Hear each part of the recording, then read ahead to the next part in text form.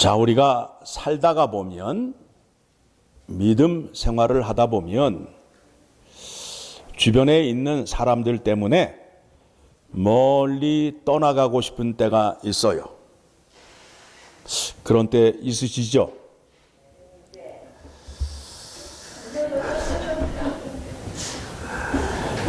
멀리 떠난다고 해서 그 문제가 해결되는 것이 아닙니다. 그거는 잠시 피하는 것뿐입니다. 오늘 본문의 말씀이 그 내용을 전하고 있는데, 그와 같은 일이 있을 때에 우리의 생각으로 판단하지 말고 하나님의 생각으로 판단하라고 시편의 저자인 다윗이 우리에게 권면하고 있는 것입니다. 다윗이 어려운 일을 당했어요. 그랬더니 친구들이 멀리 산으로 피신을 하라고 해요. 다윗이 그와 같은 일을 직접 당하였습니다. 다윗은 삶으로 시를 썼어요. 앉아서 커피 마시면서 생각을 하면서 시를 쓴 것이 아니라 그의 삶을 시로 옮겨놨어요. 시는 짧은 문장 안에 많은 내용이 담겨져 있는 것이 특징이에요. 다윗이 장가를 갔잖아요. 미갈이라는 여인과 결혼을 했는데, 이 장인이 만만치 않은 사람이에요. 장인이 시기와 질투가 많아가지고 사람들이 자기의 이름을 부르는 것보다 다윗의 이름을 부르는 것에 화가 나서 손에 늘 단창을 들고 다니면서 기회가 있으면 단창을 그의 사위 다윗에게 던지는 거예요. 그래서 다윗이 이제 피난길에 오르게 됩니다. 가다가 보니까 어디를 가게 되었느냐 하면, 다윗이 물맷돌로 골리앗 장군을 죽였는데, 골리앗 장군의 고향이 어디예요? 블레셋이잖아요. 블레셋까지 가게 된 거예요. 블레셋 왕 앞에 가서 골리앗의 칼을 들고 왕 앞에 엎드리게 되었습니다. 그때에 다윗의 행동이 변하여서 수염에다 침을 흘리고 대문을 긁으며 미친 척을 한 거예요. 그랬더니 아기스 왕이 어찌 이 미친 자를 나에게 데려왔느냐 하며 다윗을 내쫓아요. 다윗이 아기스 왕 앞에서 나와서 어디를 갔느냐 하면 아둘람 굴을 가요. 그곳에서 환난당한 자 400명을 만나면서 그의 부모를 만나게 됩니다. 그때의 다윗이 어디로 가게 되느냐 하면 모압 땅으로 피신을 하게 됩니다. 그 말씀을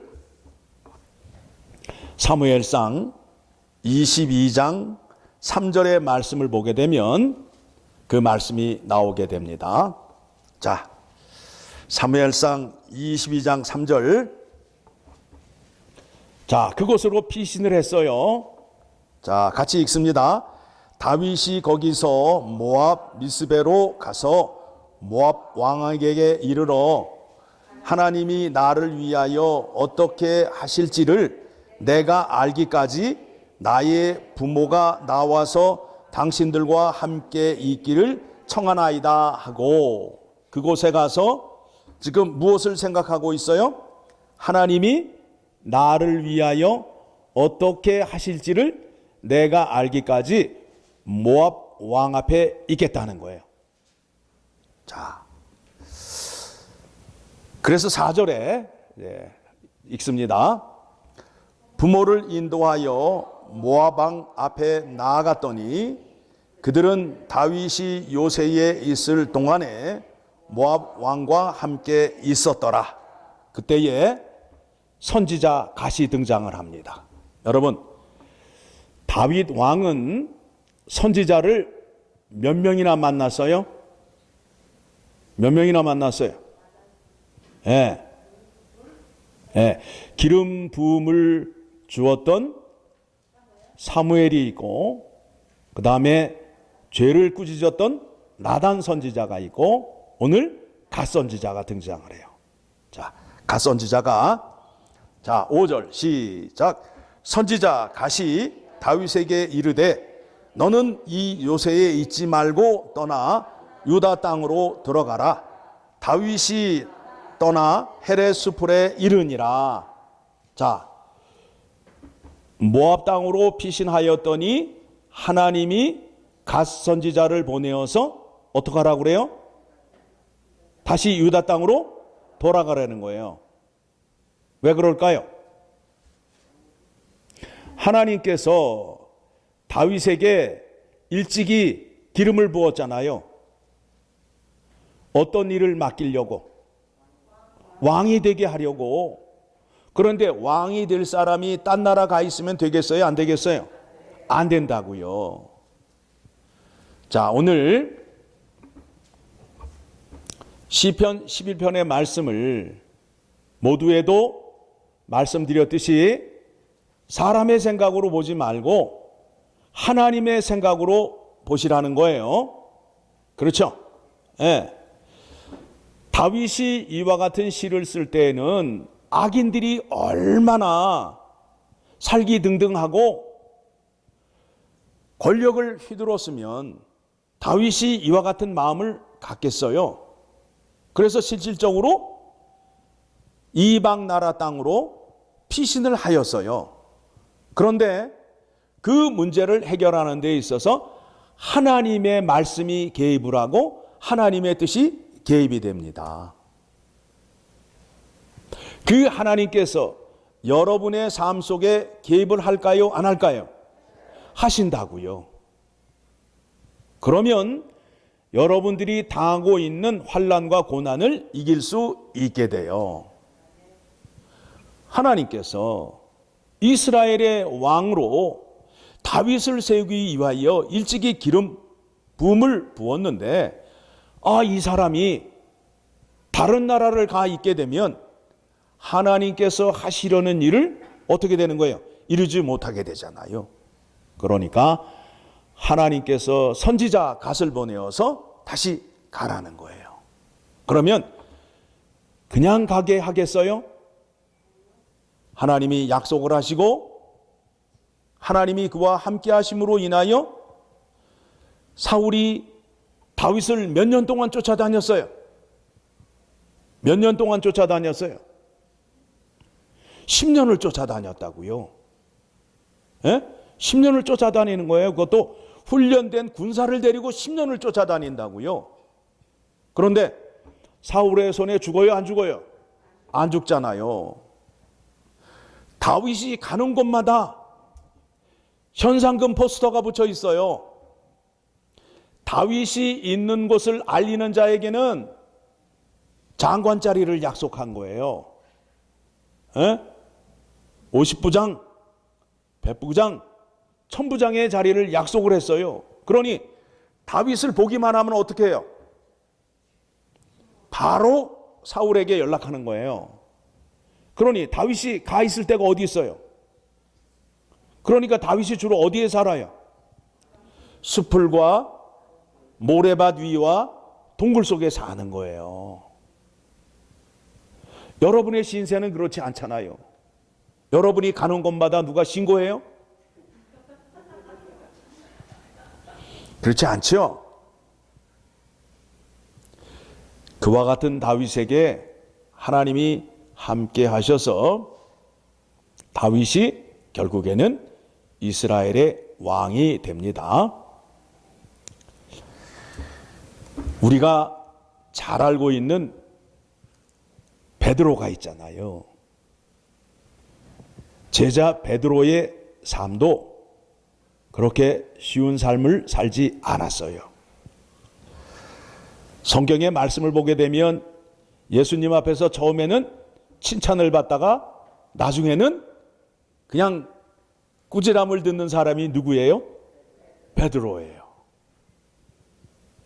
그의 인생이 그의 생각대로 잘 되지 않아요. 베드로에게도 그와 같은 일이 있었습니다. 예수님과 함께 세 제자가 변화산을 올라가게 됩니다. 변화산에 누가 올라갔어요? 베드로와 요한과 야고보가 함께 올라갔어요. 거기에서 어떤 광경을 보게 되죠? 모세와 엘리야가 등장을 하는 거예요. 그리고 예수님이 어떤 옷을 입으셨어요? 흰 세마포 옷을 입으신 거예요. 부활하신 모습, 저 천국에 계신 모습을 보여준 거예요. 그랬더니 베드로의 마음이 확 변했어요. 찾아봅시다. 마태복음 17장을 가게 되면, 자, 그와 같은 마음을 보니까 베드로가 저 산 밑으로 내려가고 싶어요? 안 내려가고 싶어요?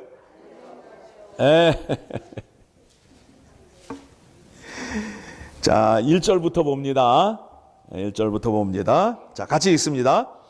엿새 후에 예수께서 베드로와 야고보와 그 형제 요한을 데리시고 따로 높은 산에 올라가셨더니 그들 앞에서 변형되사 그 얼굴이 해같이 빛나며 옷이 빛과 같이 희어졌더라.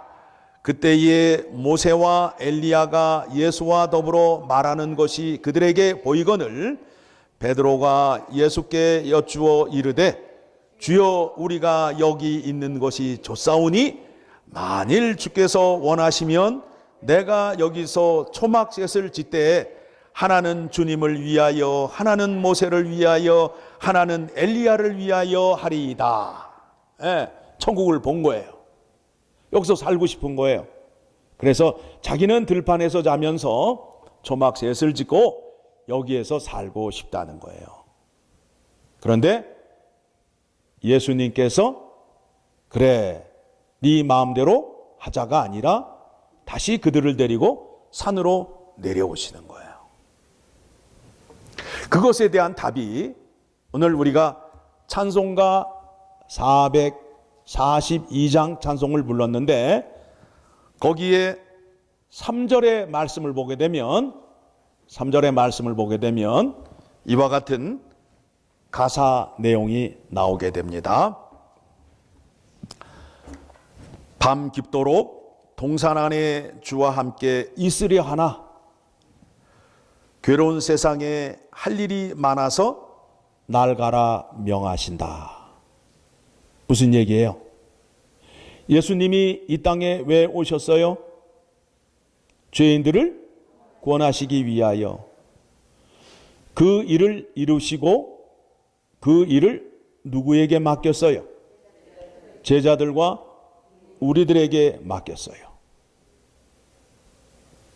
그 일을 저 세상 속에 나아가 하라는 거예요.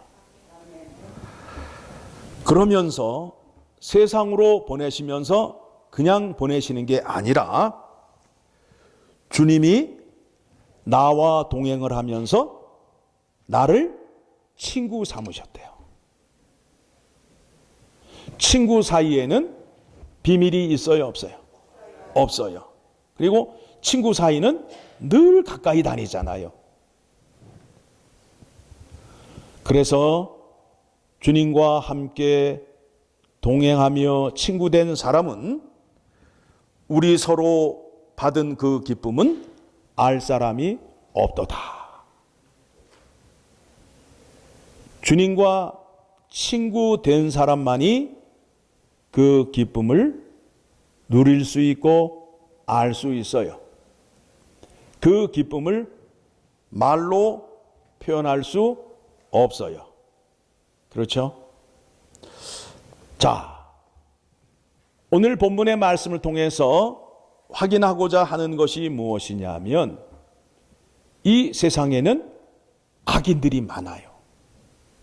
지난주 말씀을 통해서 의인과 악인을 어떻게 구분하는지를 확인시켜 드렸습니다. 악인은 하나님을 알지 못하고 하나님을 사랑하지 않고 이웃을 사랑하지 않고 자기의 욕심을 채우는 자예요. 그 사람을 악인이라고 말하고 있습니다. 우리가 그들 앞에서 살아야 된다는 거예요. 그들을 피하지 말고 하나님의 계명을 지키면서 그들을 선으로 악을 이기라고 우리에게 권면의 말씀을 주고 계십니다. 로마서 12장 14절의 말씀을 보게 되면 이와 같이 말씀을 하고 있습니다. 로마서 12장 14절. 자, 같이 읽습니다. 너희를 박해하는 자를 축복하라. 축복하고 저주하지 말라. 아니, 목사님, 말이 됩니까? 저 사람이 나를 얼마나 괴롭히고 있는데 저 사람을 축복하라고요? 항변할 수 있어요. 그런데 성경을 보게 되면 그 사람에게 축복을 하였는데 그 사람이 복을 받지 못하게 되면 누구께 되는 거예요? 내게 된다니까. 너무 쉽죠? 네, 너무 쉬운 거예요. 악인에게 복을 빌었는데 악인이 하나님의 사람으로 변하지 않게 되면 그 빌어주었던 복이 누구께 된다고요? 내게 된다는 거예요. 그러니 여러분 말과 입이 늘 좋은 소리만 하셔야 된다고요. 하나님의 말씀이 땅에 떨어지는데 헛되이 떨어지는 게 없어요. 다 떨어지게 되면 어떻게 된다고요? 열매를 맺게 된다고요. 저주는 절대 하지 말라라는 거예요. 저주는 누구의 권한이에요? 하나님의 권한이라고요. 그런데 감히 내가 판단을 하고 정죄를 하게 되면 누구와 같아지는 거예요? 하나님과 같아지는 거예요. 내가 하나님의 율법을 만들었어요? 내가 하나님의 성경의 말씀을 썼어요? 아니라고요. 우리는 하나님 말씀에 순종하는 자이기 때문에 말씀에 죽기까지 순종하여야 됩니다. 15절 시작. 즐거워하는 자들과 함께 즐거워하고 우는 자들과 함께 울라. 우리 한국 분들은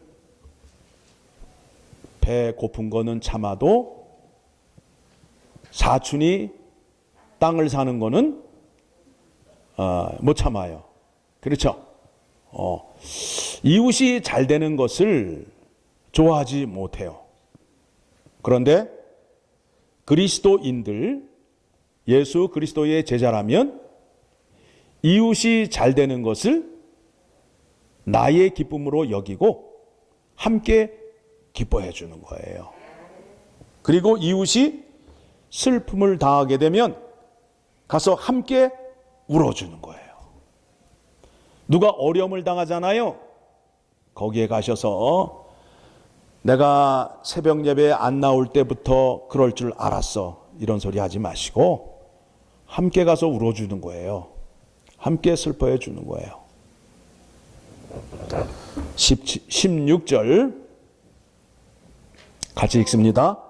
서로 마음을 같이 하며 높은 데 마음을 두지 말고 도리어 낮은 데 처하며 스스로 지혜 있는 채 하지 말라. 우리의 그 교만한 마음이 누구에게 꼭 가르치려고 해요. 내가 말이야 하면서 내가 알고 있는 것이 전부인 거인 양 다른 사람에게 자꾸 가르치려고 해요. 그런데 그 말을 듣고 있는 사람 마음에는 그 말을 받아들여요? 안 받아들여요? 안 받아들여요. 속으로 뭐라 그래요? 네가 뭔데? 너나 잘해. 이런 마음 다 갖고 계시잖아요. 말로 표현을 안 할 뿐이에요. 그렇죠? 얼마나 잘났다고 그런 말을 나한테 해. 어우, 재수 없어 그러잖아요. 네. 제 마음을 너무 이렇게 표현을 해서 여러분들이 좋아하시는 것 같아요.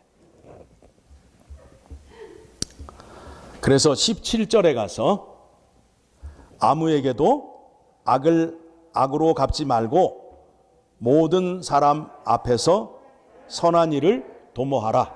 이 선한 일은 무엇이냐 하면 내가 가지고 있는 선한 것이 아니에요. 내 안에서는 선한 것이 나올 수 없어요. 왜냐하면 내 마음이 썩었기 때문에. 그래서 오직 선하신 분은 누구밖에 없어요? 하나님밖에 없어요. 그래서 선한 것이라는 것은 하나님의 말씀을 말하는 거예요.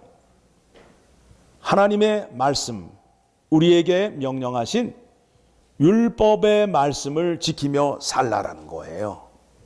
그래서 18절에 가서 할 수 있거든 너희로서는 모든 사람과 더불어 화목하라. 화목하라. 예수 그리스도가 우리에게 주신 직분이 무슨 직분이냐 하면 화목의 직분이에요. 그리스도의 대사예요.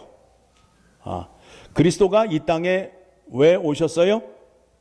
하나님과 죄인을 화목해 하기 위하여. 그래서 예수 그리스도가 십자가의 화목제물이 되셨다고요. 그 은혜를 받으셨으면, 그 은사를 받으셨으면 옆 사람과 다투시면 돼요, 안 돼요? 안 된다고요. 십자가의 은혜를 받은 사람이라면 당연히 화목한 자가 될 수밖에 없어요. 그렇죠? 화평케 하는 자는 복이 있나니 그 사람을 뭐라고 한다고요? 다 잊어버리셨네. 마태복음 5장으로 갑니다. 마태복음 5장을 가게 되면 9절, 다시 로마서 돌아올 거니까 기억하고 계시고, 마태복음 5장 9절 시작. 화평하게 하는 자는 복이 있나니 그들이 하나님의 아들이라 일컬음을 받을 것이미요. 여러분, 하나님의 자녀라고 자랑하잖아요. 그런데 세상에 나아가서 이웃사람과 함께 다툼을 하시거나 불편한 관계를 만드신다면 하나님의 아들이 아닌 거예요. 그러니까 여러분이 하나님의 아들이라면 모든 사람과 화평한 관계를 유지하셔야 돼요. 그렇죠? 그런데 여러분은 예수 그리스도의 능력으로 구원을 받으셨다면 그와 같은 일을 할 수 있다가 되는 거예요. 그 일을 해서 복받자가 아니라 예수 그리스도의 능력 안에는 이미 그 일을 할 수 있는 힘이 있다라는 거예요. 하나님의 아들이라고 하면서 하나님의 계명을 지키지 않는 자는 그 사람은 구원받지 못한 사람이라고 요한일서 2장의 말씀에 나타나잖아요. 그렇죠? 예수 그리스도의 능력이 여러분 안에 있게 되면 여러분이 예수님이 이웃을 향하여 행하신 그 능력을 할 수 있다는 거예요. 지금 예수 그리스도가 그 능력을 주기 위하여 우리에게 주의 성령을 보내주셔서, 주의 성령이 어디에 있어요? 내 안에 있잖아요. 내 안에 있잖아요. 예수님께서 왜 능력을 우리에게 주시려고 해요? 아버지의 뜻을 이루기 위하여. 아버지의 뜻을 이루기 위해서는 예수 그리스도의 능력이 필요한데 그 능력을 누구를 통해서 우리에게 주신다고요? 성령 하나님을 통해서. 그러면 성령 하나님이 내 안에 들어와 계시는데 성령 하나님이 나를 조종하느냐? 조종하는 것이 아니라 내가 말씀에 순종할 때에 그 능력이 나타난다는 거예요. 나타난다는 거예요.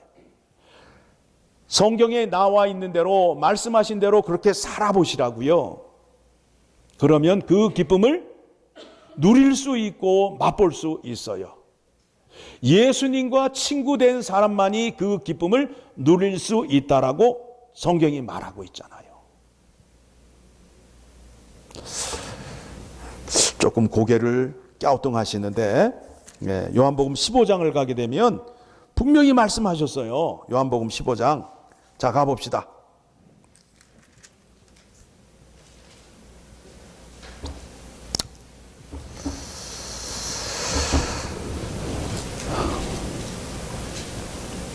(12절부터) 보겠습니다. 요한복음 15장 12절. 자, 예수님께서 하나님 아버지의 사랑을 받았어요? 안 받았어요? 받으셨어요. 무엇을 하셔서 사랑을 받으셨어요? 그러니까 조금 수준 있게. 그러니까 이제 죽기까지 순종하셨다라는 것은 우리가 다 알고 있는데 조금 성경적인 답으로 이제 그래도 수준이 있잖아, 우리 교회가. 그동안 말씀을 그렇게 공부했는데 예수님이 하나님 아버지께 사랑을 받을 수 있었던 것은 10절의 말씀에 나와요. 10절의 말씀. 그래서 예수님께서 지금 제자들에게 얘기하는 거예요. 내가 아버지께 사랑을 받았다. 너도 나에게 사랑받기를 원하느냐? 뭘 지키라? 계명을 지키라 이거예요. 자, 10절의 말씀. 요한복음 15장 10절 같이 읽습니다. 시작. 내가 아버지의 계명을 지켜 그의 사랑 안에 거하는 것 같이 너희도 내 계명을 지키면 내 사랑 안에 거하리라. 사랑해 주세요가 아니라 계명을 지키면 예수님 사랑 안에 거하게 되는 거예요. 11절. 내가 이것을 너희에게 이름은 내 기쁨이 너희 안에 있어 너희 기쁨을 충만하게 하려 함이라. 계명을 지키게 되면 기쁨이 넘친다, 안 넘친다? 넘친다라는 거예요. 내가 아버지의 계명을 지킴으로 인하여 기쁨이 넘쳤다는 거예요. 그러니까 너희도 계명을 지킴으로 인하여 그 기쁨을 맛보라고 그러는 거예요. 그렇죠? 아멘을 안 하시네. 12절 같이 읽습니다. 내 계명은 곧 내가 너희를 사랑한 것 같이 너희도 서로 사랑하라 하는 이것이니라. 뭐라고요? 사랑하라고요. 그러니까 사랑이 없는 교회는 교회가 아니다. 이웃을 사랑하지 않으면 신자가 아니다가 되는 거예요. 하나님은 사랑이시라 라고 말하는 그 이유가 바로 거기에 있어요. 13절 시작. 사람이 친구를 위하여 자기 목숨을 버리면 이보다 더 큰 사랑이 없나니 너희는 내가 명하는 대로 행하면 곧 나의 친구라. 어떻게 하셔야 친구가 된다고요?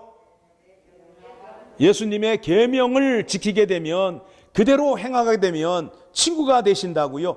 그때에 누구의 능력이 나타난다고요? 예수님의 능력이 나타난다고요. 그렇죠? 지금 성경이 말하고 있잖아요. 여러분이 찬송을 그렇게 부르고 계시고, 15절 시작. 이제부터는 너희를 종이라 하지 아니하리니 종은 주인이 하는 것을 알지 못함이라. 너희를 친구라 하였노니 내가 내 아버지께 들은 것을 다 너희에게 알게 하였습니다. 예수님께서 다 말씀하셨다니까요. 성경을 통해서 다 말씀하셨다고요. 아버지가 말씀하신 것, 아버지가 하시려 하는 것, 아버지가 이루려 하신 것을 다 말씀하시고 보여주었다고요. 그것을 아는 사람이 예수님의 친구가 된다는 거예요. 여러분, 예수님의 친구 맞으세요? 친구가 되셔야 됩니다. 여기에서 친구의 관계는 비밀이 없는 거예요. 예수님이 이 땅에 오셔서 아버지의 모든 것을 다 말씀하시고 보여주셨어요. 다시 돌아갑니다. 자, 로마서로 돌아가서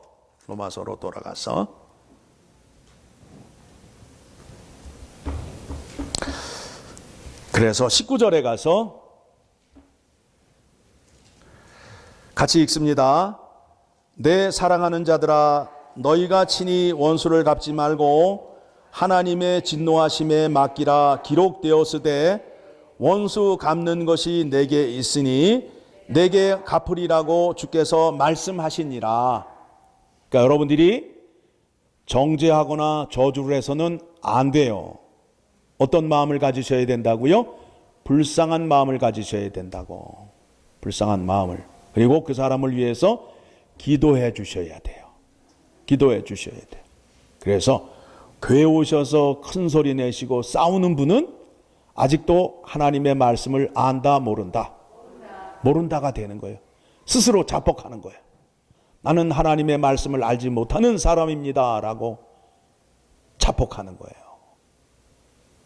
이제 엘파소 열문 장로교회는 하나님의 계명을 지키는 교회가 되어서 하나님을 사랑하는데 목숨을 다하여 사랑하고 내 이웃을 사랑하는데 내 몸을 아끼는 것과 같이 사랑하는 거예요. 그렇죠? 여러분, 더러운 화장실 청소 하고 싶어요? 안 하고 싶어요? 안 하고 싶죠? 옆 사람은 하고 싶겠어요? 안 하고 싶겠어요? 안 하고 싶다고요. 그때에 하나님의 말씀의 은혜를 받고 깨달은 자가 그 자리에 나아가는 거예요. 교회 일은 하나님의 은혜를 받은 사람만이 할 수 있어요. 교회 일은 교회를 한다고 해서 월급 주는 게 아니잖아요. 일당을 주는 게 아니잖아요. 하나님의 은혜로 그 일을 감당을 해요. 그런데 그 일을 감당하는데 그 사람은 아유 피곤해가 아니라 은혜를 받고 기쁨을 누려요. 누가 함께 하시기 때문에. 예수님이 나와 함께 하시기 때문에 내 안에 기쁨을 주시는 거예요. 은혜를 받았는데 이웃을 사랑하지 않고 봉사를 안 한다? 그거는 하나님을 속이는 자가 되는 거예요. 하나님의 말씀을 부인하는 자가 되는 거예요. 분명히 성경에 그렇게 약속이 되어 있어요? 안 되어 있어요? 되어 있잖아요. 그래서 20절에 가서 또 이 말씀이 등장을 합니다. 20절 시작. 내 원수가 줄이거든 먹이고 목마르거든 마시게 하라. 그리함으로 내가 숯불을 그 머리에 쌓아 놓으리라. 여기서 또 배고픈 자에게 음식 주는 거, 목마른 자에게 물 주는 거, 헐벗은 자에게 입혀주는 문제가 또 나오죠. 왜 그래요? 마지막 때에 여러분들이 주님 앞에서 상급을 받는 거예요. 상급을 받잖아요. 자, 그래서 21절에 가서 시작. 악에게 지지 말고 선으로 악을 이기라. 선으로 악을 이기라. 하나님의 말씀을 알게 되면 하나님 말씀에 순종할 수밖에 없습니다. 자, 한 사람을 더 여러분에게 소개하고 말씀을 마칩니다. 사도 바울이 있는데 사도 바울이 로마의 정권에 맞서 십자가의 복음을 들고 싸우고 있잖아요. 그런데 사도 바울에게는 어떤 생각이 있었느냐 하면, 자, 사도 바울의 생각을 여러분에게 질문합니다. 의의 면류관을 누가 줘요? 로마 황제가 줘요? 하나님이 줘요? 그거를 알므로 인하여 누구에게 순종을 한다고요? 하나님에게 순종하는 거예요. 그 말씀이 어디에 나오느냐 하면 디모데후서 4장 8절의 말씀에 나오게 됩니다.